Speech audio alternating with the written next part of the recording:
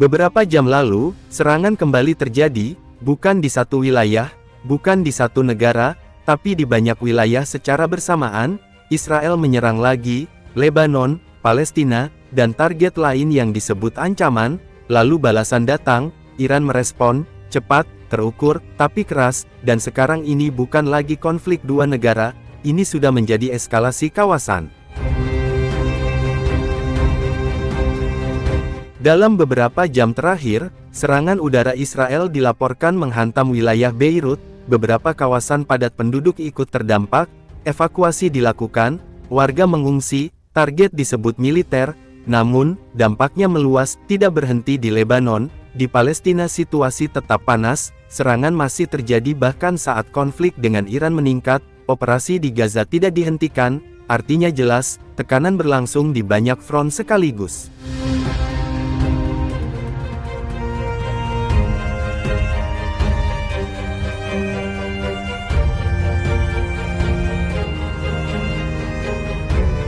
Respon Iran datang cepat, rudal diluncurkan, drone dikirim, targetnya militer, basis strategis dan titik yang dianggap relevan.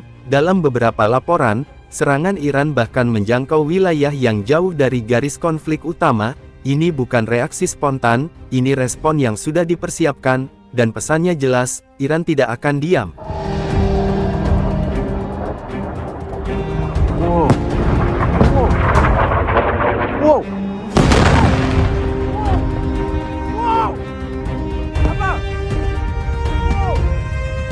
Lebanon kini berada di tengah, bukan sekedar terdampak, tapi ikut menjadi medan serangan. Israel tidak hanya menyasar militer, beberapa laporan menunjukkan fasilitas sipil ikut terkena, layanan kesehatan terdampak, infrastruktur sosial ikut dihantam, korban meningkat, pengungsi bertambah, lebih dari 1 juta orang terdampak di Lebanon saja, dan pertanyaan mulai muncul, apakah ini masih operasi militer, atau sudah melewati batas?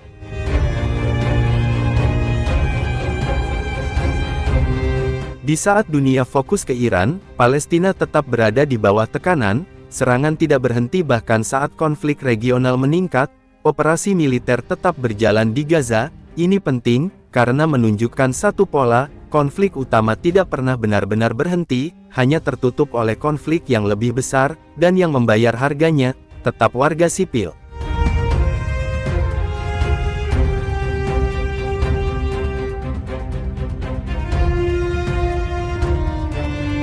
Mari kita lihat pola besarnya. Serangan awal datang dari Israel dan sekutunya, targetnya luas, mulai dari infrastruktur, fasilitas strategis, hingga wilayah yang sensitif secara politik.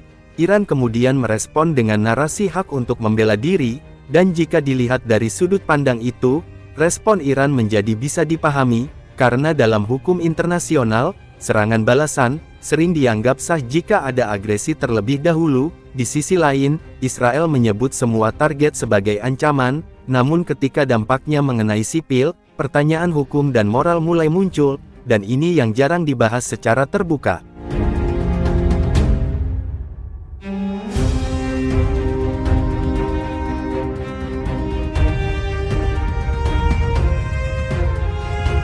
Konflik ini sekarang memiliki 3 lapisan, pertama Israel versus Iran, kedua Israel versus kelompok di Lebanon, ketiga, Israel versus Palestina, front satu waktu dan semuanya aktif, korban sudah mencapai ribuan, wilayah terdampak meluas, ini bukan lagi eskalasi biasa, ini adalah konflik regional penuh.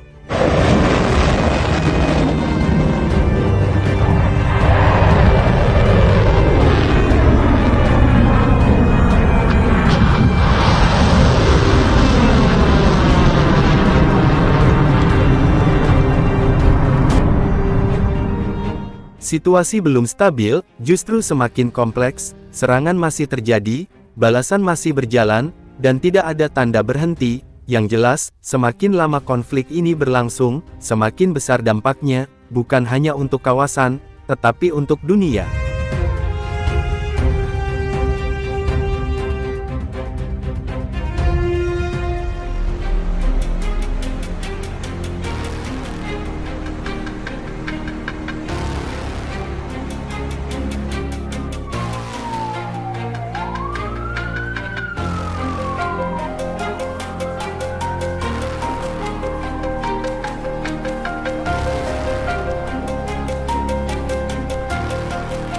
Sebuah fasilitas yang diduga sebagai pusat produksi komponen utama, sistem pertahanan udara Iron Dome Israel, dilaporkan terkena serangan rudal dalam gelombang terbaru eskalasi militer antara Israel dan Iran. Serangan tersebut secara langsung menghantam area industri strategis, yang selama ini berperan penting dalam penyediaan interseptor, untuk menghadapi serangan roket dan rudal.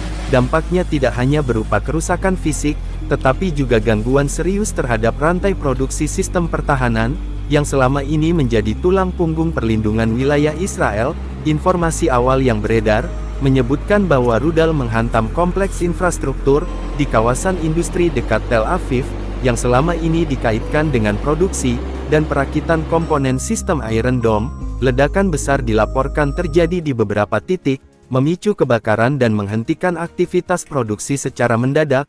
Otoritas setempat belum merilis data resmi terkait jumlah korban, maupun tingkat kerusakan, namun sumber keamanan mengindikasikan bahwa fasilitas tersebut mengalami kerusakan parah pada bagian produksi inti. Dampak dari serangan terhadap fasilitas produksi sistem Iron Dome mulai terasa dalam hitungan jam, ketika laporan internal militer Israel menunjukkan peningkatan signifikan dalam penggunaan interseptor, tanpa diimbangi suplai baru. Situasi ini memaksa otoritas pertahanan Israel melakukan penyesuaian cepat terhadap pola penggunaan sistem pertahanan udara mereka. Sumber keamanan yang mengetahui situasi tersebut menyebutkan bahwa dalam beberapa hari terakhir, tingkat peluncuran interseptor meningkat tajam, seiring intensitas serangan Iran yang terus berlanjut. Sistem Iron Dome yang dirancang untuk menghadapi ancaman rudal jarak pendek hingga menengah, kini harus bekerja dalam tekanan tinggi hampir tanpa jeda operasional. Kondisi ini secara langsung mempercepat pengurasan yang tersedia.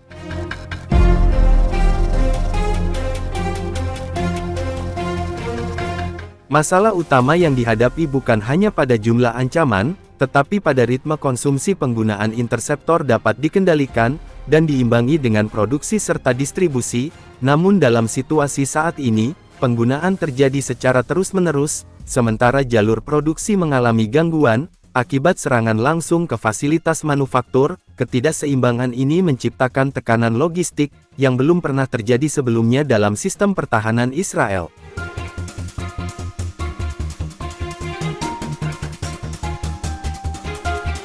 Militer Israel dilaporkan mulai menerapkan prioritas target dalam penggunaan interseptor. Tidak semua ancaman yang terdeteksi akan langsung dicegat, melainkan hanya yang dianggap berpotensi menimbulkan kerusakan besar atau korban jiwa. Kebijakan ini menunjukkan adanya keterbatasan sumber daya, yang memaksa pengambilan keputusan secara lebih selektif di lapangan. Di beberapa wilayah, laporan menunjukkan adanya peningkatan jumlah rudal yang tidak dicegat, dan berhasil jatuh di area terbuka, maupun di kawasan pemukiman. Meskipun sebagian tidak menimbulkan kerusakan besar, kondisi ini mulai memicu kekhawatiran di kalangan warga sipil. Ketergantungan selama ini terhadap sistem Iron Dome sebagai pelindung utama, kini mulai diuji dalam situasi yang lebih ekstrim. Selain itu, tekanan juga terjadi pada sistem pendukung, termasuk radar dan pusat komando yang mengatur pelacakan, serta penentuan prioritas target.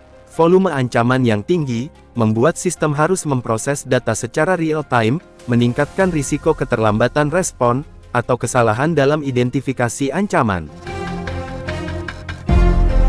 Sejumlah analisis militer menilai bahwa kondisi ini menunjukkan titik lemah dalam sistem pertahanan yang selama ini dianggap sangat efektif. Ketergantungan pada interseptor dalam jumlah besar menjadi faktor krusial, terutama ketika produksi terganggu.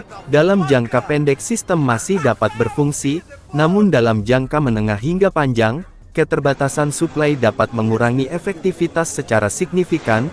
Gangguan terhadap fasilitas produksi sistem Iron Dome tidak hanya berdampak pada berkurangnya jumlah interseptor di lapangan, tetapi juga memicu efek berantai yang meluas ke seluruh ekosistem industri pertahanan Israel. Dalam beberapa hari setelah serangan, indikasi terputusnya rantai pasokan mulai terlihat jelas, menandakan bahwa krisis tidak lagi bersifat operasional semata, melainkan telah memasuki tahap struktural. Sumber industri menyebutkan bahwa produksi interseptor untuk sistem Iron Dome melibatkan jaringan kompleks yang terdiri dari berbagai pemasok komponen, dari sistem pemandu, bahan peledak, hingga perangkat elektronik presisi tinggi. Kerusakan pada satu titik utama dalam jaringan ini, langsung berdampak pada keseluruhan proses produksi, karena setiap komponen memiliki ketergantungan satu sama lain, dan tidak dapat digantikan secara instan. Fasilitas yang terkena serangan sebelumnya, dilaporkan berperan sebagai pusat integrasi, tempat di mana berbagai komponen dirakit menjadi interseptor siap pakai. Ketika fasilitas ini lumpuh, produksi tidak hanya melambat, tetapi dalam beberapa kasus terhenti sepenuhnya.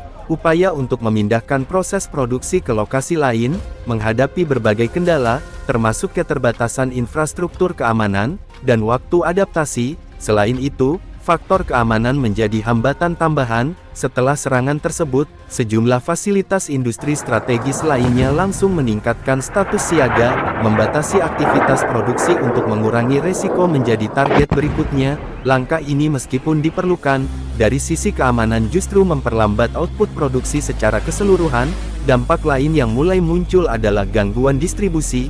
Dalam kondisi normal, intersektor yang telah diproduksi akan segera dikirim ke beberapa unit pertahanan udara sesuai kebutuhan operasional.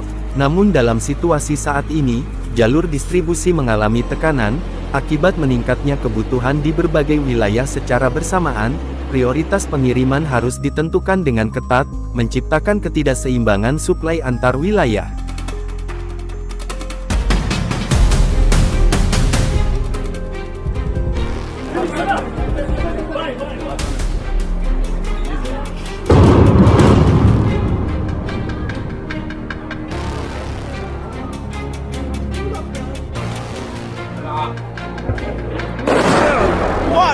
Wow! Motherfucker! Beautiful!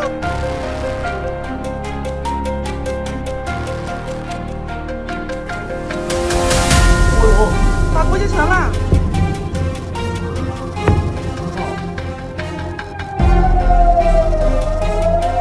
Beberapa jam lalu, langit Tel Aviv kembali menyala, sirine berbunyi, lampu kota berkedip dan warga berlarian. Rudal melintas di atas kepala mereka. Ini bukan rekaman lama, ini bukan simulasi, ini terjadi sekarang, dan satu hal yang jelas, Iran tidak lagi menahan diri.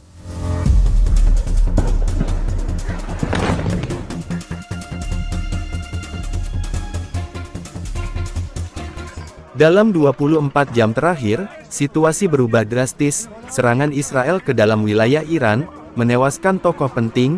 Balasan datang cepat, Iran meluncurkan gelombang rudal ke arah Israel. Targetnya jelas, wilayah strategis, termasuk sistem pertahanan aktif. Intersepsi dilakukan tapi tidak semua berhasil dicegat, dan disitulah masalah dimulai.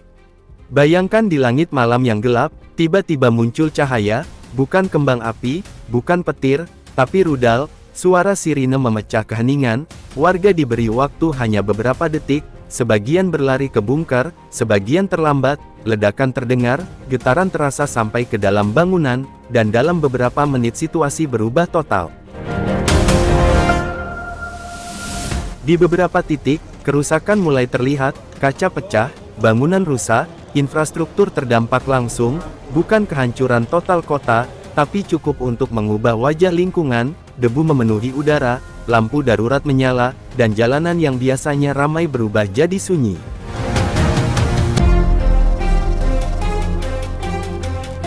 Yang menarik, Iran tidak hanya menggunakan rudal biasa. Beberapa laporan menyebut penggunaan sistem seperti Haj-Qassam, rudal dengan bahan bakar padat, siap diluncurkan cepat, presisi lebih tinggi, dan dalam beberapa kasus diduga membawa submunisi. Artinya, satu rudal tidak hanya satu ledakan, tapi banyak ledakan, dan itu membuat sistem pertahanan bekerja lebih keras. Israel bukan tanpa perlindungan. Iron Dome, David Sling, Arrow, semua aktif, dan memang banyak rudal berhasil dicegat. Tapi satu fakta tidak bisa dihindari, tidak ada sistem yang sempurna, dan dalam konflik seperti ini, cukup satu yang lolos untuk menciptakan dampak besar. Yang paling terasa bukan hanya ledakan, tapi ketidakpastian. Warga tidak tahu kapan serangan berikutnya datang. Sirine bisa berbunyi kapan saja. Anak-anak terbangun di malam hari, orang tua gelisah, keluarga berkumpul di ruang sempit. Beberapa memilih tetap di shelter, tidak keluar bahkan setelah sirine berhenti berbunyi, karena mereka tahu ini belum selesai.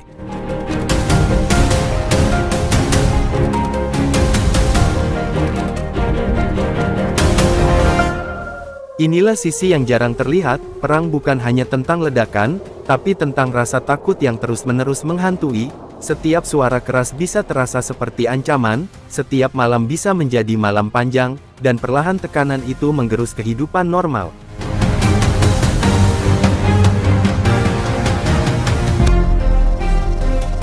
Jika dilihat lebih dalam, ini bukan serangan acak.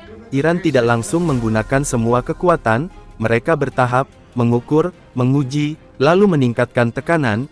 Ini bukan soal balasan, ini strategi perang pengurasan, membuat lawan terus siaga, terus mengeluarkan biaya, terus berada di bawah tekanan, dan sejauh ini strategi itu mulai terasa. Israel masih bertahan, sistem pertahanan bekerja, respon militer terus berjalan, tapi tekanan tidak hanya datang dari udara, ada tekanan politik, tekanan internasional, dan tekanan dari dalam negeri sendiri, karena ketika warga sipil mulai terdampak, narasi mulai berubah.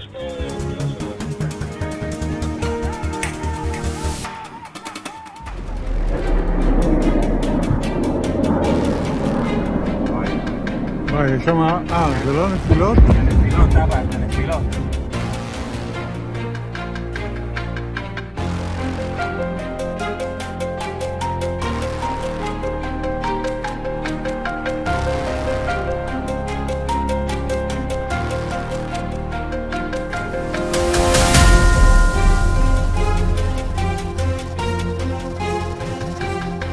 Konflik antara Iran dan Israel kembali meningkat, serangan rudal terjadi, informasi menyebar cepat, dalam waktu singkat berbagai klaim muncul di ruang publik, sebagian menyebut kota-kota di Israel hancur total, sebagian lain mengatakan negara tersebut lumpuh, namun untuk memahami situasi sebenarnya, kita perlu melihat fakta di lapangan, bukan hanya judul, bukan hanya potongan video, tetapi keseluruhan kejadian yang terjadi.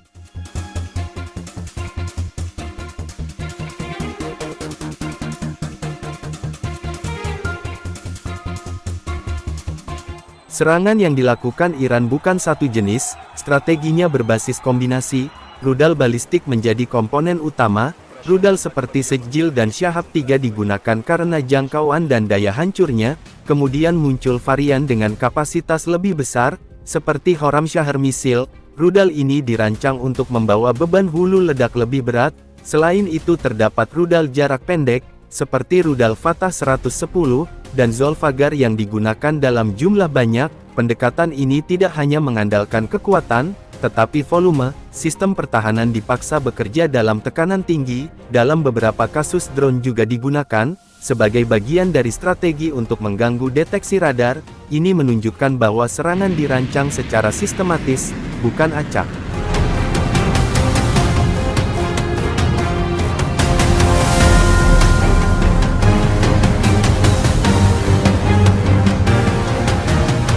Kota seperti Tel Aviv menjadi salah satu area yang paling terdampak, serangan terjadi di beberapa titik, bangunan mengalami kerusakan, baik ringan maupun berat, namun pola yang terlihat bukan kehancuran menyeluruh, dalam satu kawasan, satu gedung bisa hancur total sementara bangunan lain di sekitarnya masih berdiri, jalan utama tetap dapat digunakan, listrik di banyak area tetap menyala, pelayanan publik tetap berjalan.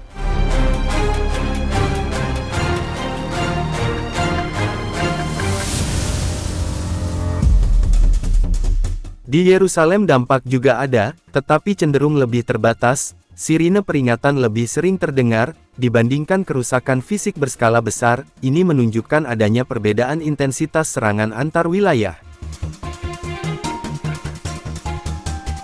Di sisi lain, Israel mengoperasikan sistem pertahanan berlapis, salah satu yang paling dikenal adalah Iron Dome. Sistem ini tidak menembak semua objek yang masuk, ia bekerja berdasarkan prioritas. Setiap proyektil dianalisis jalurnya, jika diprediksi jatuh di area kosong, maka tidak dicegat, jika menuju wilayah berpenduduk, maka intersepsi dilakukan. Pendekatan ini memungkinkan efisiensi dalam penggunaan sistem, hasilnya terlihat di lapangan, banyak rudal berhasil dihancurkan di udara, sebelum mencapai target, namun tidak semua bisa dicegah, beberapa tetap lolos, dan di titik itulah, kerusakan terjadi.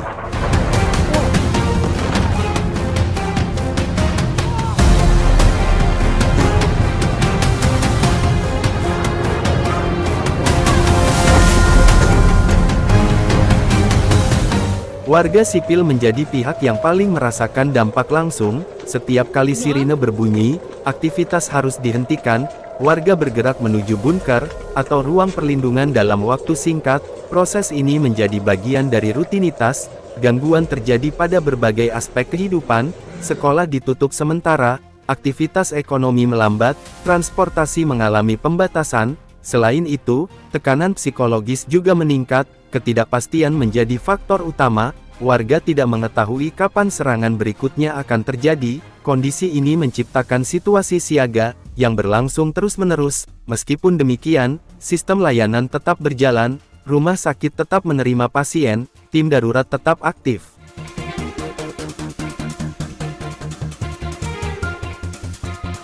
Kerusakan yang terjadi dapat dilihat dalam beberapa tingkat. Pada tingkat ringan, dampaknya berupa kaca pecah atau kerusakan minor pada bangunan. Perbaikan dapat dilakukan dalam waktu relatif singkat. Pada tingkat menengah, bangunan mengalami kerusakan struktural sebagian, penghuni mungkin harus mengungsi, sementara proses pemulihan membutuhkan waktu lebih lama. Pada tingkat berat, bangunan runtuh dan harus dibangun ulang. Namun penting untuk dicatat, kerusakan berat tidak terjadi secara luas di seluruh kota, sebagian besar area masih berada dalam kondisi berfungsi. Jika dibandingkan, Tel Aviv mengalami dampak yang lebih signifikan. Hal ini berkaitan dengan posisinya sebagai pusat ekonomi, dan kepadatan penduduk yang tinggi. Serangan di wilayah ini menghasilkan dampak yang lebih besar terhadap aktivitas sehari-hari. Sementara itu, Yerusalem tetap terdampak, tetapi dalam skala yang lebih terbatas. Perbedaan ini menunjukkan adanya prioritas target dalam strategi serangan. Pemulihan bergantung pada tingkat kerusakan dan kondisi keamanan. Pada kerusakan ringan, aktivitas dapat kembali normal dalam waktu singkat. Pada kerusakan menengah, dibutuhkan waktu lebih lama untuk perbaikan dan relokasi. Sementara pada kerusakan berat, proses rekonstruksi menjadi faktor utama, dan memerlukan waktu yang lebih panjang. Namun selama perbaikan, infrastruktur utama tetap berfungsi, proses pemulihan tetap berjalan secara bertahap.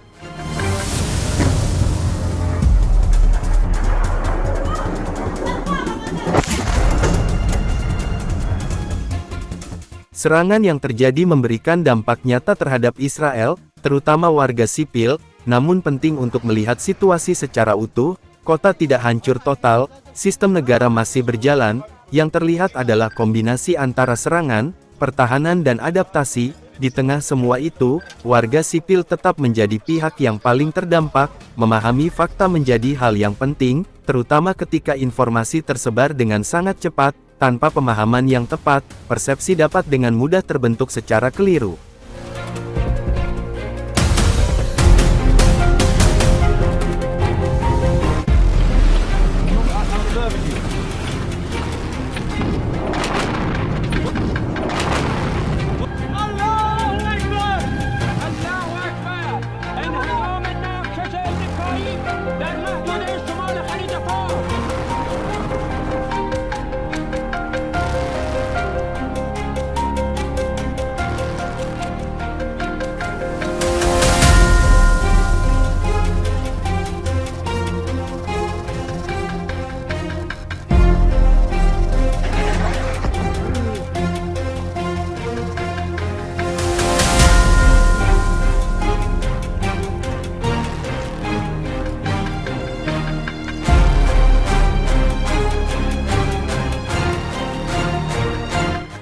Dunia sedang menyaksikan sebuah perubahan, bukan hanya perang, tetapi perubahan keseimbangan geopolitik. Ketika Amerika Serikat dan Israel meluncurkan serangan besar terhadap Iran, banyak pihak mengira dunia barat akan bersatu seperti biasanya. Namun yang terjadi justru berbeda. Dunia tidak sepenuhnya kompak, sebagian sekutu barat mulai berhati-hati, sebagian bahkan mempertanyakan perang ini. Mengapa? Apakah ini hanya konflik militer biasa, atau justru tanda bahwa peta kekuatan global sedang berubah? Video kali ini, Momon akan membedah secara detail, siapa yang memulai konflik, bagaimana Iran merespon, dan mengapa semakin banyak negara mulai mempertanyakan perang ini. Pada tanggal 28 Februari tahun 2026, serangan militer besar diluncurkan Operasi gabungan antara Amerika dan Israel menargetkan berbagai fasilitas militer Iran, termasuk basis militer sistem rudal, dan fasilitas yang diduga terkait program nuklir. Serangan tersebut memicu gelombang eskalasi. Iran tidak tinggal diam. Iran segera meluncurkan respon rudal balistik, drone jarak jauh, serangan ke berbagai target Israel, dan pangkalan militer Amerika di kawasan Timur Tengah. Konflik yang awalnya terbatas, berubah menjadi perang regional yang berbahaya.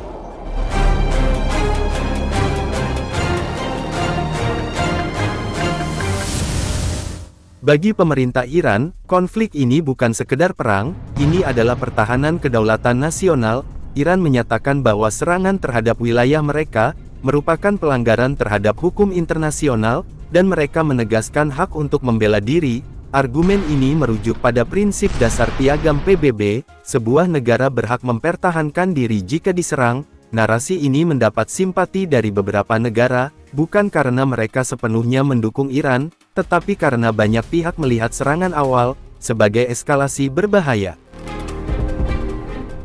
Ketika konflik meningkat, Amerika Serikat segera mengadakan pertemuan darurat, namun hasilnya mengejutkan. Tidak ada keputusan bersama. Dewan Keamanan terbelah tajam.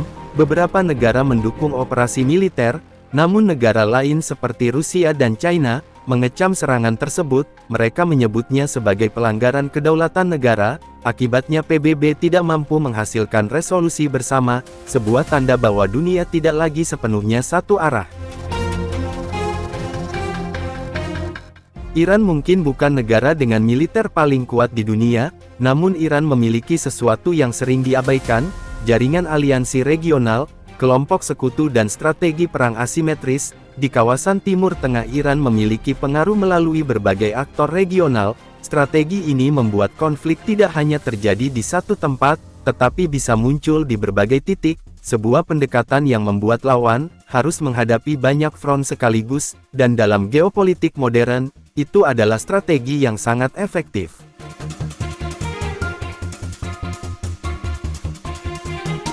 Selama bertahun-tahun, Iran mengembangkan salah satu arsenal rudal terbesar di Timur Tengah.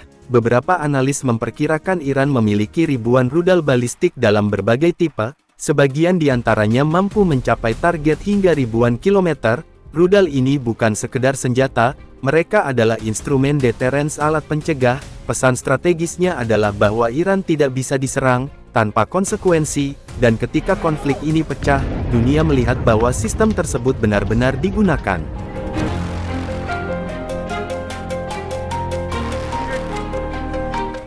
Dalam konflik modern, kemenangan tidak hanya ditentukan oleh jumlah tank atau pesawat, tetapi juga oleh persepsi narasi dan psikologi. Serangan balasan Iran ke berbagai target Israel menciptakan efek psikologis besar. Sering berbunyi, kota persiapan menghadapi rudal, dan dunia melihat bahwa Israel tidak kebal. Bahkan negara dengan sistem pertahanan paling canggih pun tetap rentan terhadap serangan skala besar.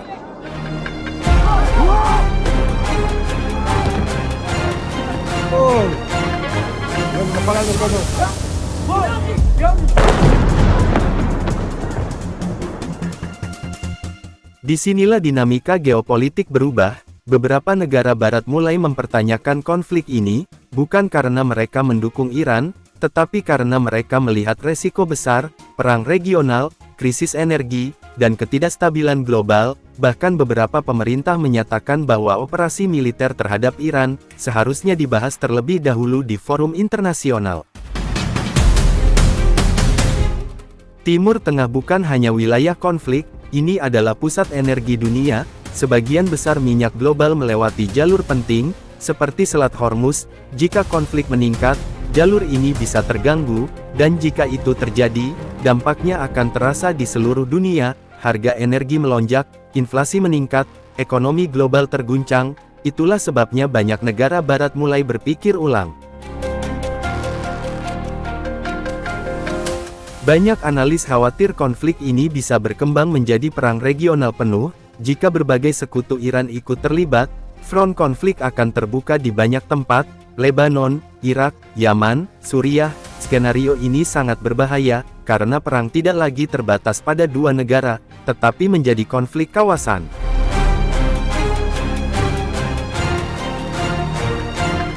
Iran tentunya memahami satu hal, mereka tidak harus memenangkan perang secara konvensional, mereka hanya perlu membuat perang menjadi terlalu mahal bagi lawan. Strategi ini disebut war of attrition, yaitu perang kelelahan. Jika konflik berlangsung lama, biaya ekonomi meningkat, tekanan politik meningkat, dan dukungan internasional mulai retak.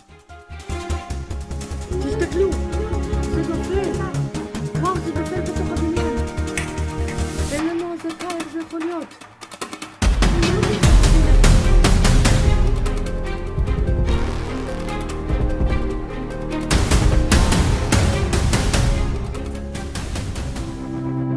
Donald Trump marah ketika sekutu NATO menolak mendukung serangan militer Amerika Serikat ke Iran, pangkalan Inggris memblokir, Spanyol menutup akses, Turki menarik garis tegas, Amerika mendapati dirinya berdiri hampir sendirian, di tengah keputusan yang berisiko besar, peta kekuatan Barat mendadak tidak lagi sebaris. Penolakan itu bukan isyarat samar, pemerintah Inggris menahan izin penggunaan pangkalan militernya untuk operasi terhadap Iran, sebuah langkah yang jarang terjadi dalam hubungan Atlantik. Spanyol mengambil posisi serupa, dengan alasan kepatuhan terhadap hukum internasional. Turki bahkan secara terbuka mengkritik rencana tersebut, dan menegaskan wilayahnya tidak akan dipakai sebagai landasan serangan bagi Amerika. Ini bukan sekedar perbedaan pandangan, tanpa akses pangkalan di Eropa dan Mediterania, jalur logistik menjadi lebih panjang, waktu respon melambat dan biaya operasi meningkat drastis, pesawat harus terbang lebih jauh, pengisian bahan bakar di udara bertambah, resiko teknis ikut naik, efeknya langsung terasa di pasar energi, harga minyak bergerak naik karena pelaku pasar melihat potensi gangguan suplai di kawasan Teluk, perusahaan pelayaran mulai menghitung ulang rute, dan premi asuransi kapal di sekitar Selat Hormuz terdorong naik, ketika akses militer dibatasi, biaya ekonomi bergerak lebih dulu. Penolakan ini juga memperlihatkan batas solidaritas NATO. Aliansi itu dibangun untuk pertahanan kolektif, bukan untuk operasi ofensif yang tidak mendapat konsensus. Ketika Amerika Serikat meminta dukungan, beberapa sekutu memilih menjaga jarak demi stabilitas domestik, dan tekanan publik di dalam negeri mereka sendiri. Kekecewaan Trump terhadap sekutu Eropa, mencerminkan jurang pendekatan yang makin lebar. Di satu sisi Amerika melihat tekanan militer, sebagai cara cepat memaksa perubahan perilaku Teheran, di sisi lain banyak ibu kota Eropa khawatir, langkah itu justru memperluas konflik. Perdana Menteri Inggris Keir Starmer, berada dalam posisi sulit, ia harus menimbang komitmen keamanan terhadap Amerika Serikat, dan stabilitas politik dalam negeri. Dukungan terbuka terhadap serangan dapat memicu gelombang penolakan publik, dan memperumit hubungan dengan mitra Eropa lain yang memilih jalur diplomasi. Di Spanyol, keputusan untuk menolak akses pangkalan, berarti menjaga konsistensi terhadap prinsip hukum internasional, yang selama ini dikedepankan. Konsekuensinya nyata, hubungan pertahanan dengan Amerika memasuki fase lebih sensitif, kerjasama tetap berjalan, tetapi di ruang kepercayaan menyempit. Turki mengambil posisi berbeda lagi. Presiden Recep Tayyip Erdogan menegaskan wilayahnya tidak akan menjadi titik awal serangan terhadap Iran. Bagi Ankara, kawasan Timur Tengah terlalu dekat untuk dipertaruhkan. Jika konflik melebar harus mengungsi, dan gangguan perdagangan akan langsung menekan ekonomi domestik Turki yang masih rapuh. Sikap-sikap ini menempatkan Trump dalam tekanan ganda. Di dalam negeri ia perlu menunjukkan ketegasan, di luar negeri ia menghadapi sekutu yang memilih rem daripada gas penuh. Setiap langkah menjadi lebih mahal secara politik. Di Teheran, situasi ini dibaca sebagai celah. Ketika koalisi Barat tidak solid, ruang manuver Iran melebar. Pernyataan simpati dari Ankara terhadap situasi internal Iran, memberi sinyal bahwa isolasi total sulit terjadi. Tanpa dukungan NATO yang utuh, opsi militer Amerika Serikat kehilangan legitimasi kolektif. Itu berarti setiap tindakan akan dipandang sebagai langkah sepihak, dengan konsekuensi diplomatik yang lebih berat. Negara-negara di kawasan Teluk mulai berhitung ulang. Mereka membutuhkan perlindungan keamanan, tetapi juga tidak ingin menjadi medan balasan. Dampaknya langsung terasa di sektor perdagangan regional. Investor menunda ekspansi proyek energi baru, kontrak infrastruktur diperlambat karena ketidakpastian. Ketika kemungkinan serangan meningkat, pembiayaan menjadi lebih mahal karena risiko politik naik. Iran juga memahami bahwa serangan terbatas bisa memicu respons asimetris. Serangan terhadap fasilitas energi atau gangguan jalur pelayaran akan memukul pasar global dalam hitungan hari. Itulah sebabnya banyak negara Eropa berhitung bukan hanya soal militer, tetapi juga soal stabilitas ekonomi mereka sendiri. Di titik ini persoalannya tidak lagi hanya tentang Iran. Ketika NATO tidak kompak dalam isu besar, negara besar lain memperhatikan dengan seksama. Rusia dan Cina melihat peluang memperluas pengaruh diplomatik dan ekonomi di kawasan yang sama.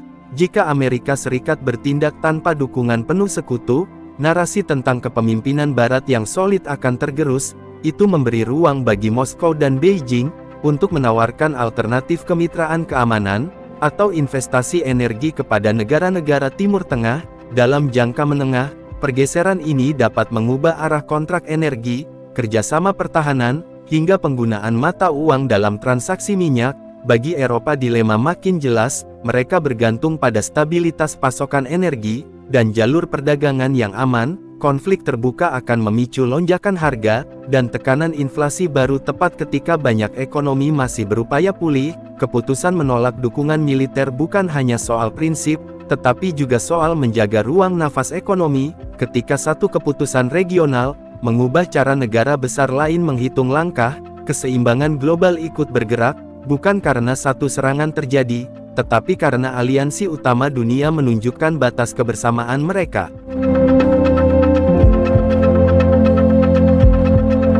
Kini Amerika menghadapi pilihan yang semakin sempit. Bertindak sendiri berarti menanggung seluruh beban politik, dan risiko balasan menunda berarti terlihat mundur.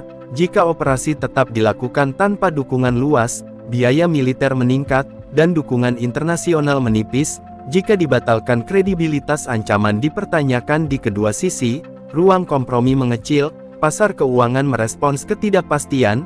Dengan volatilitas mata uang, negara berkembang tertekan, harga komoditas bergerak cepat, investor memilih menunggu di pinggir lapangan.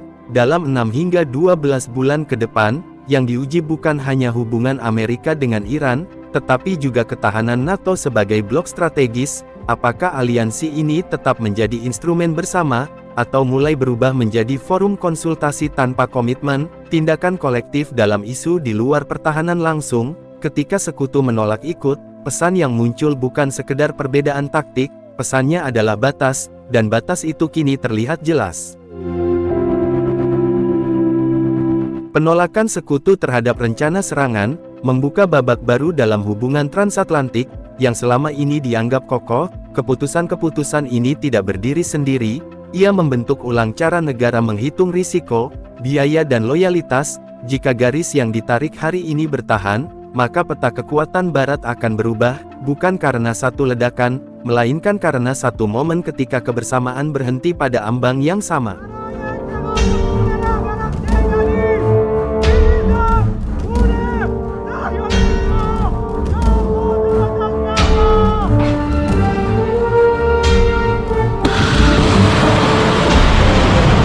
Sebuah serangan rudal taktis dilaporkan menghantam pusat intelijen sinyal militer Israel di kawasan Glilot, utara Tel Aviv, yang selama ini dikenal sebagai lokasi markas unit 8200, unit inteligensi paling elit milik militer Israel. Serangan tersebut menggunakan rudal taktis Iskandar M, buatan Rusia dengan hulu ledak termobarik, yang menghasilkan gelombang panas dan tekanan ekstrim. Dampaknya sangat besar. Fasilitas intelijen yang menjadi pusat operasi pengawasan digital dan perang cyber Israel dilaporkan hancur total, sementara sekitar 1.200 personil intelijen elit yang berada di dalam kompleks tersebut dilaporkan gugur dalam insiden yang terjadi dalam hitungan detik. Ledakan pertama terjadi setelah sistem peringatan dini di wilayah utara, tempat mendeteksi objek berkecepatan tinggi yang masuk ke wilayah udara Israel. Namun menurut sejumlah laporan awal, waktu reaksi sistem pertahanan udara sangat terbatas, karena rudal yang digunakan memiliki lintasan balistik pendek, dengan kemampuan manuver terminal yang sulit diprediksi. Rudal tersebut kemudian menghantam langsung kompleks intelijen, yang berada di wilayah Glilot. sebuah kawasan yang selama ini dikenal sebagai pusat aktivitas intelijen, teknologi tinggi milik militer Israel.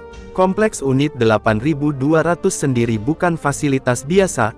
Tempat ini merupakan pusat komando bagi operasi intelijen, sinyal, pengumpulan data digital, serta operasi cyber militer Israel. Dari lokasi ini berbagai sistem pengawasan elektronik, penyadapan komunikasi, serta analisis data strategis dijalankan setiap hari oleh ribuan analisis dan operator militer. Banyak operasi militer Israel di berbagai kawasan Timur Tengah bergantung pada informasi yang dikumpulkan dan diproses oleh unit ini. Menurut laporan awal dari sejumlah sumber keamanan regional, rudal yang digunakan dengan cara menyebarkan awan bahan bakar sebelum meledak dan menciptakan bola api serta gelombang tekanan yang sangat besar. Efeknya bukan hanya menghancurkan struktur bangunan, tetapi juga menghabiskan oksigen di area tertutup, sehingga menyebabkan kerusakan fatal terhadap siapapun yang berada di dalam radius ledakan. Dalam kasus serangan di Glilot, efek tersebut dilaporkan membuat sebagian besar fasilitas bawah tanah dan ruang server di kompleks intelijen itu tidak dapat diselamatkan. Saksi mata di wilayah sekitar melaporkan mendengar ledakan sangat keras yang disertai gelombang kejut kuat yang terasa hingga beberapa kilometer dari titik dampak. Beberapa bangunan di sekitar kawasan Glilot dilaporkan mengalami kerusakan ringan akibat tekanan ledakan. Tak lama setelah insiden itu, sirin darurat berbunyi di beberapa wilayah, sementara unit pemadam kebakaran dan tim medis militer langsung dikerahkan menuju lokasi. Sumber militer yang mengetahui situasi di lapangan menyebutkan bahwa serangan tersebut secara spesifik menargetkan area pusat komando dan fasilitas server utama Unit 8200. Area tersebut diketahui menyimpan berbagai sistem komputasi yang digunakan untuk memproses data intelijen dalam jumlah sangat besar. Kehancuran fasilitas ini diperkirakan akan berdampak langsung pada kemampuan operasi cyber dan pengawasan elektronik Israel dalam jangka pendek. Serangan rudal Iskandar M yang menghantam kompleks Unit 8200 di Glilot tidak hanya menimbulkan korban jiwa yang signifikan, tetapi juga menimbulkan krisis serius dalam struktur operasional intelijen Israel, dengan sekitar 1.200 personil elit gugur, dan sebagian besar infrastruktur cyber utama hancur. Kemampuan militer Israel untuk mengumpulkan, menganalisis dan menindaklanjuti informasi intelijen terganggu secara drastis. Unit 8200 selama ini berfungsi sebagai pusat otak operasional, pengawasan sinyal dan perang siber Israel. Sistem yang hancur meliputi jaringan server, pusat data, ruang analisis dan fasilitas komunikasi, yang digunakan untuk memonitor aktivitas militer dan politik di kawasan Timur Tengah. Kehancuran fasilitas ini berarti sebagian besar informasi strategis yang dikumpulkan dalam jangka panjang bisa hilang, terganggu atau bahkan tidak dapat diakses untuk sementara waktu. Sumber keamanan Israel mengungkapkan bahwa serangan ini memaksa militer untuk mengaktifkan protokol darurat. Operasi intelijen yang biasanya dijalankan dari Glilot dipindahkan ke fasilitas cadangan, namun kapasitas fasilitas pengganti jauh lebih terbatas dibandingkan pusat utama. Hal ini berdampak langsung pada kemampuan militer Israel untuk memproses data dalam jumlah besar, serta memperlambat pengambilan keputusan strategis, yang biasanya sangat cepat berkat dukungan Unit 8200. Selain kerusakan fisik, serangan ini menimbulkan kekhawatiran mengenai kebocoran data dan keamanan informasi dalam kompleks. Seperti Glilot, berbagai server berisi data rahasia militer, informasi tentang operasi intelijen internasional, serta rencana strategis militer yang belum diimplementasikan. Kehancuran pusat komando ini berpotensi membuka celah terhadap pencurian data atau pemanfaatan informasi oleh pihak lawan. Sebelum sistem pengamanan darurat dapat diaktifkan, efek psikologis pada personil militer yang masih bertugas juga tidak bisa diabaikan. Kehilangan rekan sejawat dalam jumlah besar, serta fakta bahwa fasilitas yang dianggap sangat aman mampu dihancurkan dengan satu serangan presisi, menimbulkan tekanan besar bagi struktur komando dan operasional Israel. Banyak pejabat intelijen dan militer yang saat ini tengah menilai ulang prosedur keamanan dan efektivitas sistem pertahanan udara, untuk mencegah serangan serupa di masa mendatang. Dampak strategis lain dari serangan ini, adalah potensi gangguan terhadap operasi militer Israel di berbagai front. Unit 8200 selama ini menyediakan intelijen, yang menjadi dasar bagi perencanaan misi militer, koordinasi pasukan, serta penargetan sistem senjata presisi. Dengan sebagian besar pusat data dan server hancur, efektivitas operasi militer yang bergantung pada informasi ini, menjadi sangat terbatas dalam jangka pendek. Militer Israel kemungkinan harus menunda atau menyesuaikan sejumlah misi penting, yang memerlukan dukungan intelijen tinggi.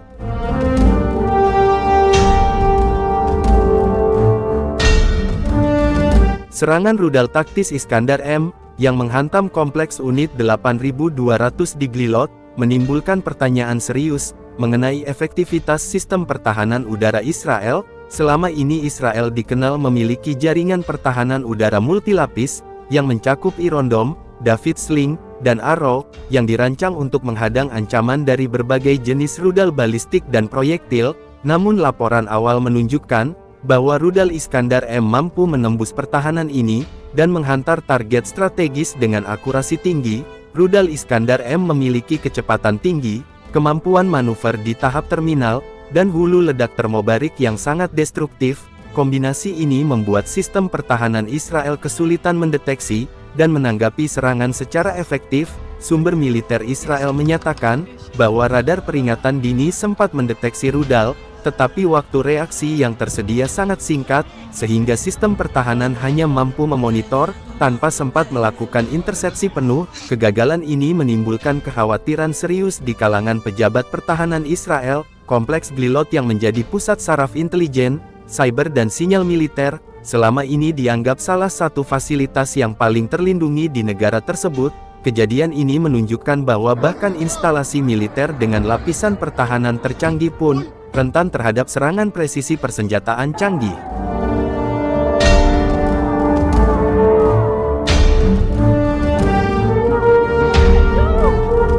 Analisis awal militer menekankan bahwa kombinasi kecepatan rudal, manuver terminal, dan ledakan termobarik, menghasilkan efek yang sulit ditangkal oleh sistem pertahanan konvensional. Hulu ledak termobarik, bekerja dengan melepaskan energi ledakan yang sangat besar, sekaligus menyedot oksigen dari area ledakan, sehingga mengakibatkan kerusakan maksimal pada struktur, dan personil di dalam kompleks. Hal ini membuat intersepsi, bahkan jika berhasil mengenai hulu ledak pun, kemungkinan tidak akan sepenuhnya mencegah kerusakan pada fasilitas sasaran. Selain itu, kegagalan menghadang rudal ini, menimbulkan pertanyaan terkait kesiapan dan strategi pertahanan udara Israel. Pejabat militer diperkirakan akan melakukan evaluasi menyeluruh, terhadap prosedur deteksi peringatan dan penanggulangan rudal balistik, terutama yang memiliki kemampuan manuver tinggi, dan kecepatan supersonik. Proses ini kemungkinan akan melibatkan peninjauan ulang integrasi, antara sistem radar komando dan intersepsi misil, untuk memastikan bahwa insiden serupa tidak terulang. Dampak strategis dari kegagalan ini juga bersifat jangka panjang. Kehancuran pusat komando dan fasilitas server unit 8200, tidak hanya melemahkan kemampuan intelijen, tetapi juga mengurangi efektivitas operasi militer Israel, yang sangat bergantung pada informasi real-time. Ketidakmampuan sistem pertahanan untuk menghadang serangan presisi ini, menjadi pelajaran penting tentang kerentanan instalasi kritis, sekaligus menimbulkan kebutuhan mendesak bagi Israel, untuk meningkatkan kemampuan pertahanan anti-rudal canggih.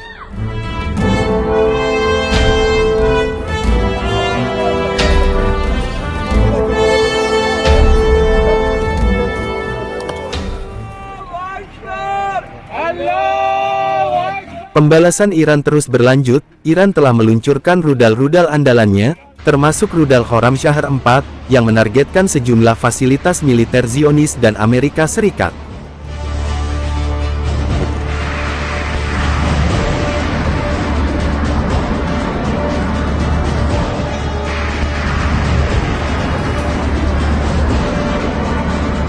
Pembalasan Republik Islam Iran sudah memasuki gelombang ke-24, untuk membalas kejahatan Amerika Serikat dan Zionis Israel, yang telah membunuh lebih dari 1.000 rakyat Iran. Rudal-rudal unggulan mulai dari Khorramshahr 4, Fatah, hingga Khaibar, ditembakkan ke wilayah pendudukan Zionis Israel.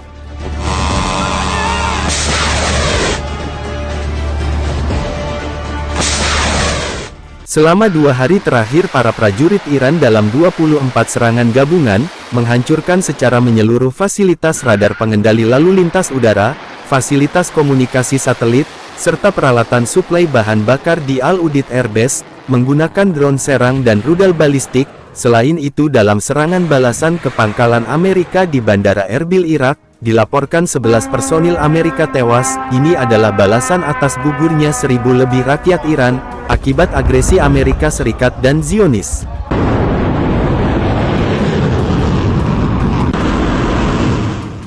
Dalam operasi sebelumnya pada pembalasan gelombang ke-22, Iran berhasil menghancurkan radar canggih Amerika Serikat di pangkalan Al-Dhafra, Uni Emirat Arab. Kehancuran juga terjadi pada hanggar pemeliharaan drone MK9, dan pesawat Lockheed U-2, serta sistem pertahanan udara MIM-104 Patriot milik Amerika Serikat, juga berhasil dihancurkan. Pangkalan Al-Dhafra Uni Emirat Arab adalah sumber kejahatan Amerika Serikat terhadap sekolah putri Sajareh Tayyibeh di Minab, Iran, yang mengakibatkan gugurnya 165 syuhada.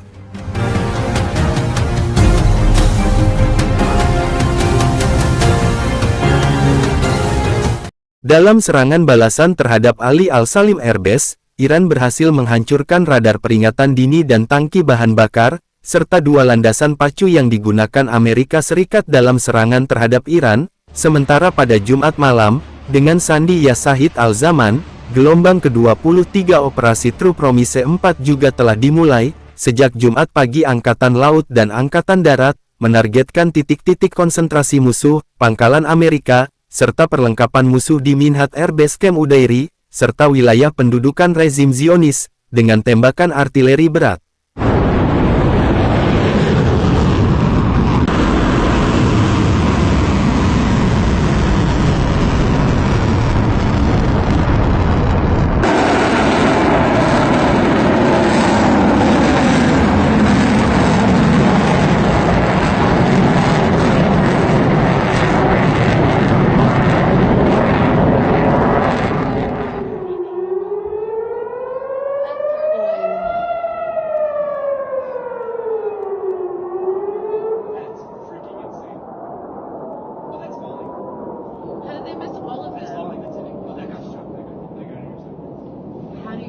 Because I saw shrapnel right before.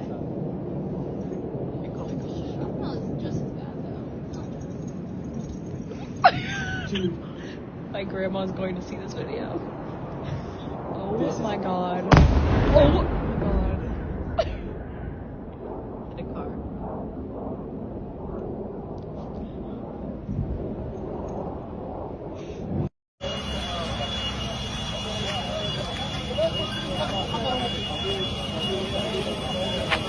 בשרפה על הגג ובסריקה במבנה עד כאן.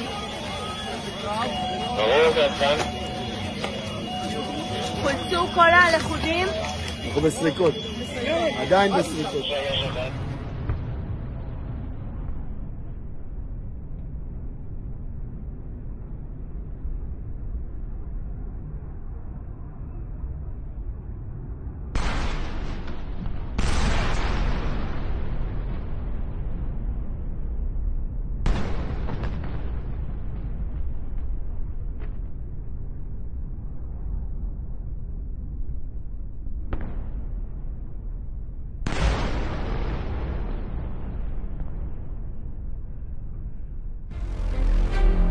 Cina secara terbuka menyatakan bantuannya pada Iran dalam menghadapi konflik dengan Amerika dan Israel, meski tidak secara terbuka mengungkap perannya, namun Cina menegaskan keterlibatannya dalam blokade Selat Hormuz.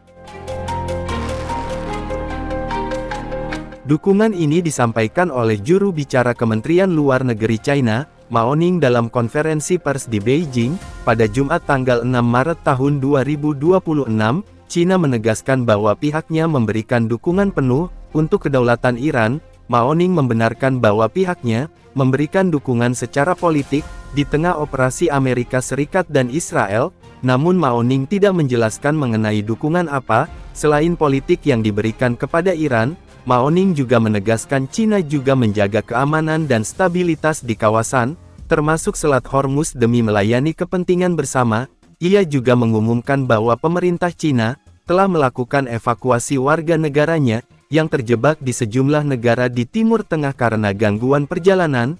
Pemerintah Cina menyatakan tengah memantau perkembangan situasi secara intensif, serta berkoordinasi dengan perwakilan diplomatiknya di negara-negara Timur Tengah. Cina juga menghimbau seluruh warga negaranya yang berada di wilayah konflik untuk meningkatkan kewaspadaan, serta mengikuti arahan dari kedutaan besar Cina di masing-masing negara. Di sisi lain Cina kembali menegaskan, pentingnya menjaga stabilitas jalur pelayaran internasional, termasuk Selat Hormuz, yang merupakan salah satu jalur distribusi energi paling vital di dunia. Selat tersebut diketahui menjadi jalur utama pengiriman minyak dari kawasan Teluk ke berbagai negara, termasuk Cina yang merupakan salah satu importir energi terbesar di Timur Tengah. Ketegangan di kawasan ini dikhawatirkan dapat mengganggu stabilitas pasar energi global, jika konflik terus meluas. Hingga kini situasi di Timur Tengah masih memanas, seiring meningkatnya operasi militer dan saling serang, antara pihak-pihak yang terlibat dalam konflik tersebut.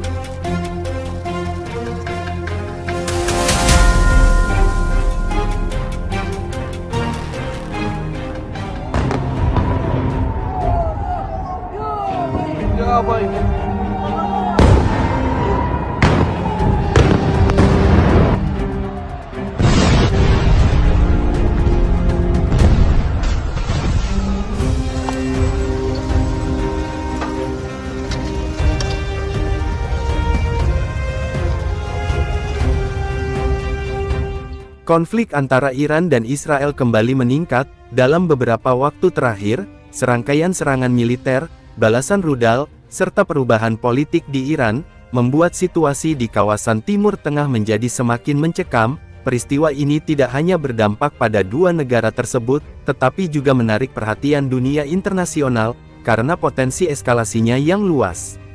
Dalam beberapa hari terakhir, laporan mengenai serangan rudal, serangan udara, serta perubahan kepemimpinan di Iran muncul hampir setiap hari. Namun di tengah banyaknya informasi yang beredar, penting untuk melihat situasinya secara lebih sistematis.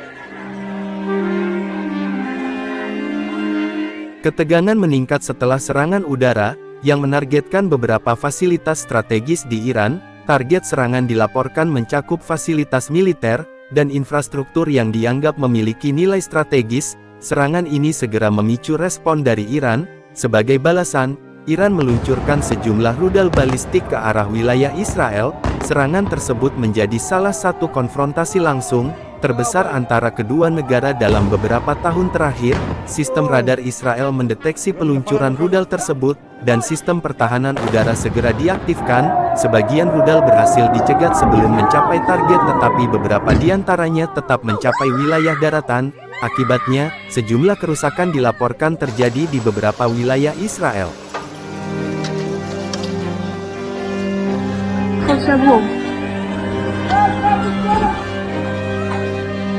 Beberapa wilayah di Israel mengalami dampak dari serangan rudal tersebut. Kerusakan yang dilaporkan terutama terjadi pada bangunan perumahan dan fasilitas sipil di area tertentu.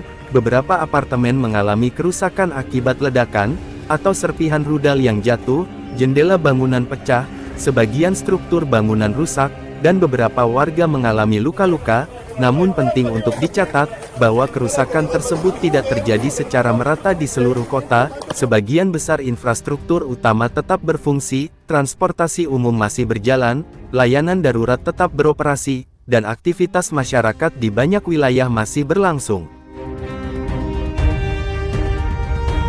Israel dikenal memiliki sistem pertahanan udara berlapis, yang dirancang untuk menghadapi berbagai jenis ancaman. Sistem ini terdiri dari beberapa komponen, yang memiliki fungsi berbeda. Ada sistem yang dirancang untuk menghadapi roket jarak pendek, sistem untuk rudal jarak menengah, serta sistem yang mampu mencegah rudal balistik jarak jauh. Pertahanan berlapis ini membuat peluang intersepsi menjadi lebih tinggi, namun tidak ada sistem pertahanan yang mampu memberikan perlindungan sempurna. Karena itu, meskipun sebagian besar ancaman dapat dicegat, beberapa rudal tetap berhasil mencapai wilayah daratan.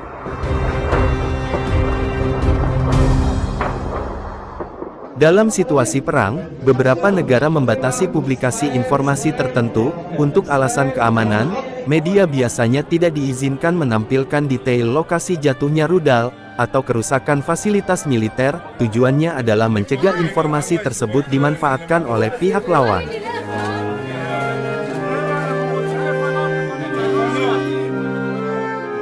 Sementara itu, Iran juga mengalami dampak dari konflik ini. Beberapa serangan udara dilaporkan mengenai target strategis di dalam negeri.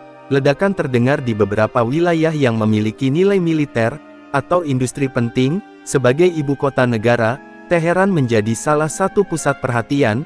Dalam laporan media internasional, beberapa fasilitas dilaporkan mengalami kerusakan setelah serangan udara. Situasi ini sempat memicu kekhawatiran di kalangan warga. Dalam beberapa laporan disebut bahwa kemacetan besar terjadi di sejumlah jalan utama, ketika sebagian masyarakat mencoba meninggalkan area tertentu. Namun secara umum, aktivitas kehidupan sehari-hari di banyak wilayah Iran masih berjalan. Konflik ini juga berdampak pada beberapa aspek infrastruktur di Iran. Salah satu yang paling terasa adalah gangguan pada jaringan komunikasi dan internet. Dalam periode tertentu, akses internet di beberapa wilayah dilaporkan mengalami penurunan signifikan. Hal ini menyebabkan informasi dari dalam negeri menjadi lebih terbatas. Akibatnya laporan visual dari lapangan tidak selalu mudah diperoleh secara langsung.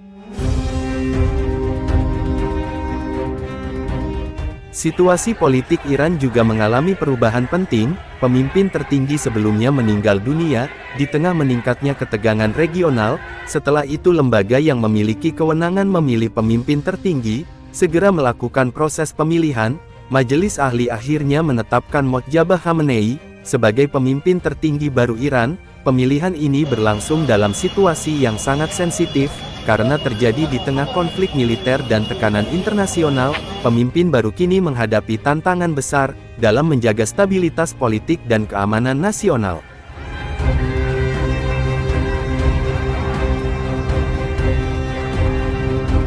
Konflik Iran dan Israel tidak hanya berdampak pada kedua negara tersebut. Kawasan Timur Tengah memiliki peran penting dalam geopolitik dan ekonomi global. Ketegangan di wilayah ini dapat mempengaruhi berbagai sektor, termasuk pasar energi dan stabilitas regional. Negara-negara besar dunia juga terus memantau perkembangan situasi, karena potensi eskalasi yang lebih luas. Saat ini situasi masih terus berkembang, serangan dan balasan masih terjadi dalam skala tertentu, sementara upaya diplomasi juga terus berlangsung. Kota-kota di kedua negara masih berfungsi, meskipun berada dalam kondisi siaga tinggi. Bagi masyarakat di kawasan tersebut, ketidakpastian menjadi bagian dari kehidupan sehari-hari selama konflik berlangsung. Perkembangan berikutnya akan sangat bergantung pada keputusan politik dan militer dari masing-masing pihak. Apakah konflik ini akan mereda atau justru meningkat, masih menjadi pertanyaan yang belum terjawab. Namun yang jelas, situasi ini menjadi salah satu dinamika geopolitik paling penting yang sedang berlangsung di dunia saat ini.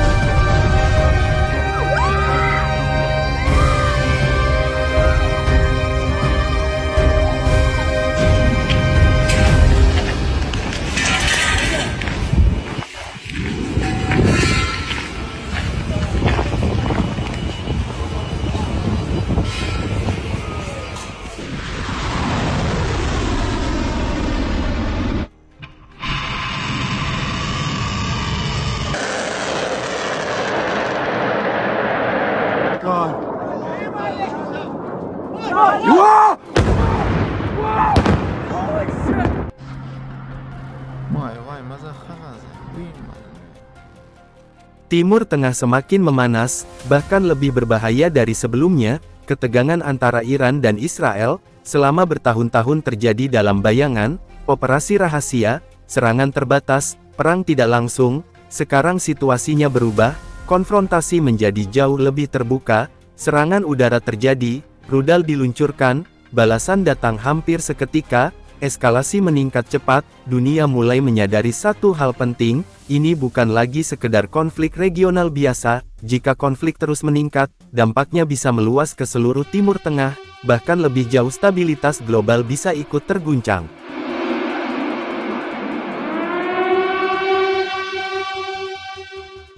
Awal eskalasi ini datang dari sebuah operasi militer, Israel dan Amerika melancarkan serangan, targetnya fasilitas strategis di wilayah Iran.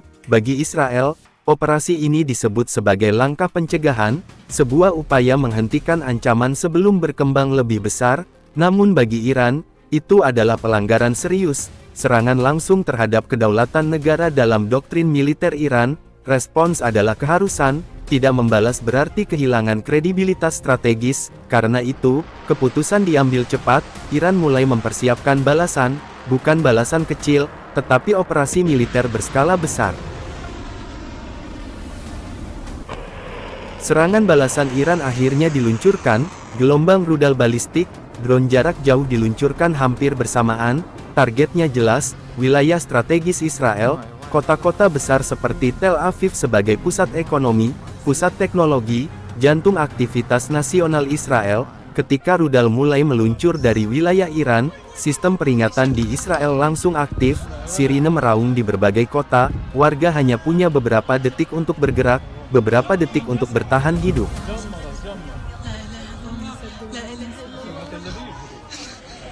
Di balik sistem pertahanan militer, ada satu elemen penting yang sering terlupakan, yaitu ketahanan sipil. Israel telah membangun sistem perlindungan warga selama puluhan tahun, setiap kota memiliki prosedur darurat, setiap bangunan modern memiliki ruang perlindungan, namun situasi serangan dalam jumlah besar, tekanan tidak hanya datang dari ledakan, tekanan terbesar justru datang dari waktu, warga hanya memiliki hitungan detik sejak sirine meraung, hingga rudal mendarat, keputusan harus diambil cepat, tetap di tempat atau bergerak menuju perlindungan, di tengah malam, di tengah aktivitas harian, semua bisa berubah dalam sekejap. Inilah realitas konflik modern, bukan hanya perang antar militer, tetapi juga ujian bagi ketahanan masyarakat sipil. Di langit Israel pertahanan udara mulai bekerja, sistem Iron Dome aktif, lapisan pertahanan lain ikut menyala, radar mendeteksi setiap gerakan rudal yang masuk, kemudian satu keputusan dibuat, intercept, rudal pencegat diluncurkan, 1, 2, puluhan, ledakan muncul di langit malam, cahaya terang bagi kembang api di malam tahun baru ketika rudal musuh berhasil dihancurkan, namun sistem pertahanan tidak pernah sempurna, beberapa rudal tetap lolos dan jatuh di darat. יואו, תראה את הסיבובים. אתה שזה פה משהו מוגזם. יואו! יואו! יואו! יואו! Namun konflik ini tidak berhenti di Israel, Iran mengirim pesan yang lebih luas, pesan geopolitik, target berikutnya adalah pangkalan militer Amerika di Timur Tengah, langkah ini memiliki makna strategis, Iran ingin menunjukkan satu hal, konflik ini bukan hanya antara Iran dan Israel, ada kekuatan lain yang terlibat dan mereka juga bisa menjadi target. Beberapa pangkalan militer Amerika dilaporkan diserang, drone jarak jauh digunakan, rudal juga diluncurkan, target utama adalah fasilitas strategis, radar pertahanan udara, dan sistem komunikasi militer. Beberapa fasilitas mengalami kerusakan parah, namun sebagian pangkalan tetap beroperasi, militer Amerika tidak mundur, sebaliknya mereka meningkatkan kesiapan tempur.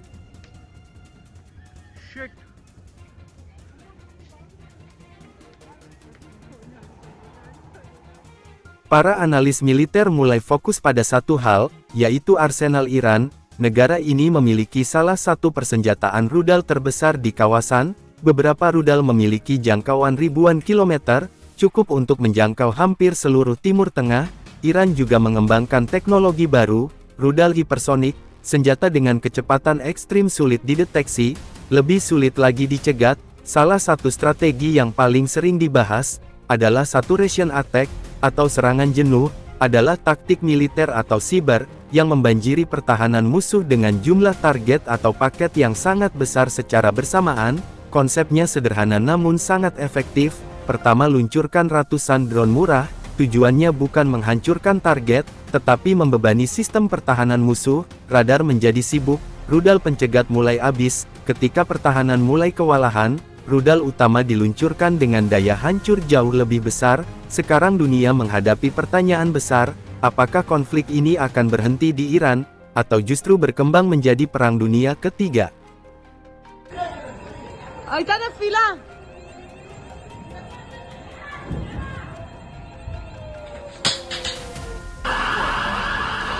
הנה פה, אצלנו ליד הבית, תראה מה הולך פה, תראה.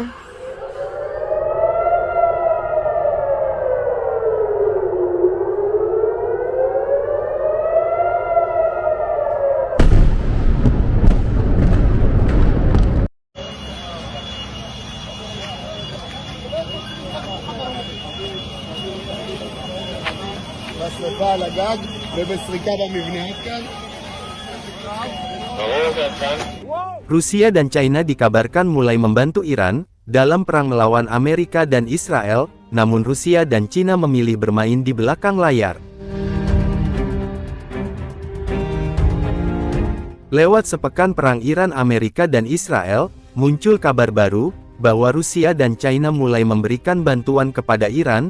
Informasi terbaru per tanggal 8 malam 2026 menunjukkan bahwa Rusia dan China mulai meningkatkan dukungan strategis kepada Iran dengan jenis bantuan berbeda. Rusia dilaporkan memberikan data lokasi dan pergerakan pasukan, kapal perang serta pesawat Amerika Serikat di Timur Tengah kepada Iran. Rusia menggunakan jaringan satelit canggihnya untuk memberikan citra beresolusi tinggi untuk membantu Iran mengidentifikasi target potensial.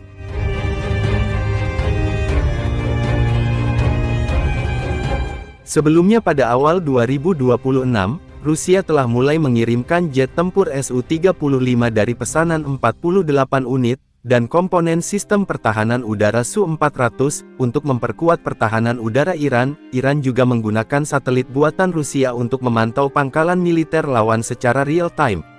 Presiden Amerika Donald Trump tidak secara langsung mengkonfirmasi laporan dari para pejabat intelijen Amerika, yang meyakini Rusia telah memberikan informasi kepada Iran, untuk menargetkan pasukan dan aset Amerika di Timur Tengah, namun Presiden Amerika mengisyaratkan jika hal tersebut tidaklah terlalu penting, meskipun Rusia memang terbukti membantu Iran.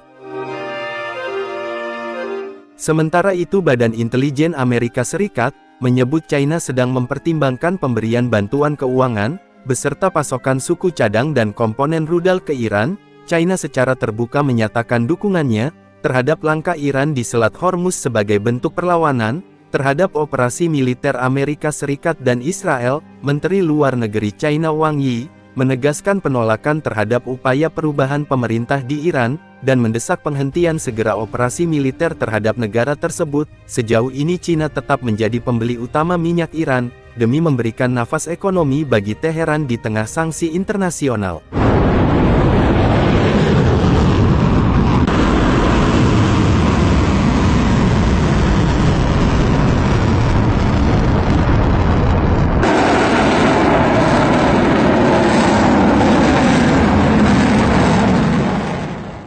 Pada Januari tahun 2025, Rusia dan Iran menandatangani perjanjian kemitraan baru, yang memperdalam kerjasama militer dan ekonomi kedua negara secara permanen. Selain itu juga ada yang disebut koordinasi kring.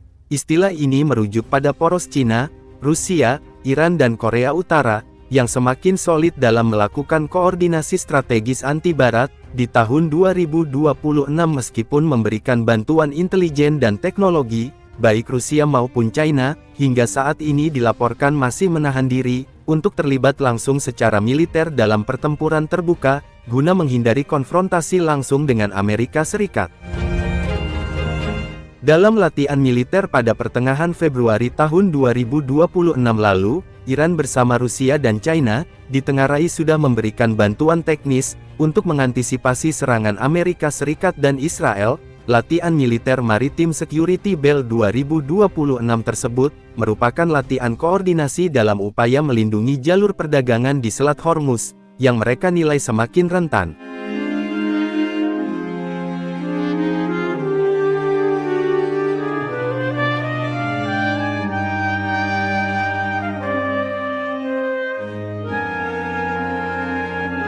Perang antara Israel, Amerika Serikat dan Iran belum bisa diprediksi akan berlangsung berapa lama. Masuknya Rusia dan China secara tidak langsung bisa membuat ketegangan menyebar jauh keluar kawasan Timur Tengah, karena yang terjadi kemudian, negara-negara besar itu akan mencoba membangun blok kekuatan yang lebih luas dan solid.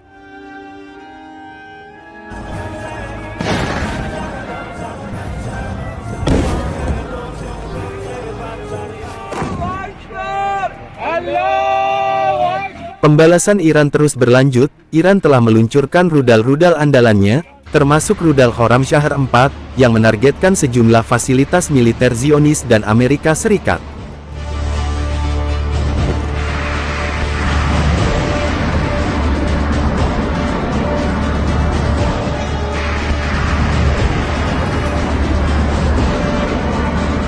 Pembalasan Republik Islam Iran sudah memasuki gelombang ke-24, untuk membalas kejahatan Amerika Serikat dan Zionis Israel, yang telah membunuh lebih dari 1.000 rakyat Iran. Rudal-rudal unggulan mulai dari Khorramshahr 4, Fatah, hingga Haibar, ditembakkan ke wilayah pendudukan Zionis Israel.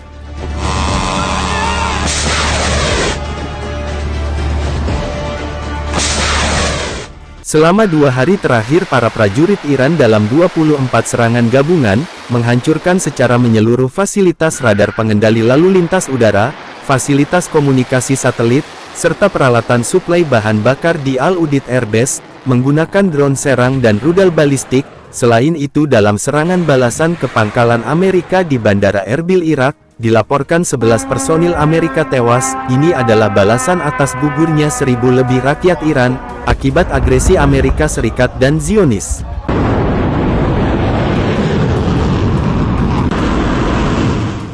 Dalam operasi sebelumnya pada pembalasan gelombang ke-22, Iran berhasil menghancurkan radar canggih Amerika Serikat di pangkalan Al-Dhafra, Uni Emirat Arab. Kehancuran juga terjadi pada hanggar pemeliharaan drone MK9, dan pesawat Lockheed U-2, serta sistem pertahanan udara MIM-104 Patriot milik Amerika Serikat, juga berhasil dihancurkan. Pangkalan Al-Dhafra Uni Emirat Arab adalah sumber kejahatan Amerika Serikat terhadap sekolah putri Sajareh Tayyibeh di Minab, Iran, yang mengakibatkan gugurnya 165 syuhada.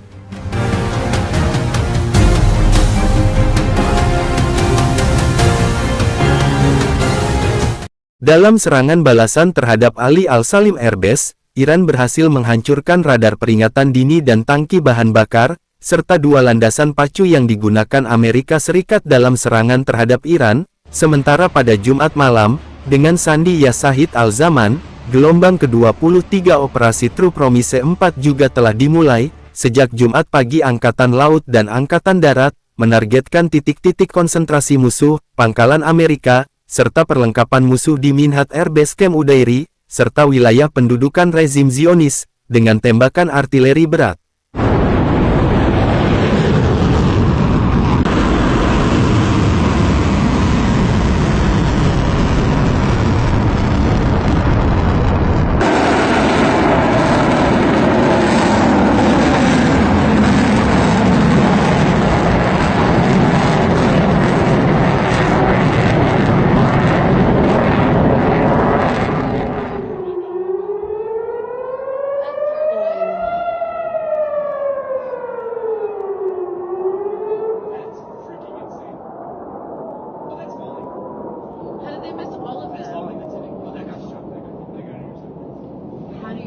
Because I saw shrapnel right before.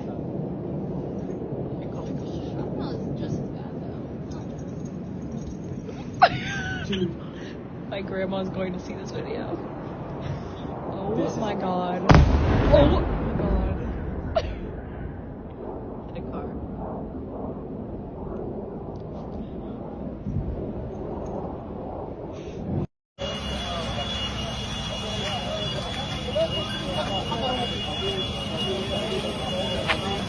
בשריפה על הגג ובסריקה במבנה עד כאן.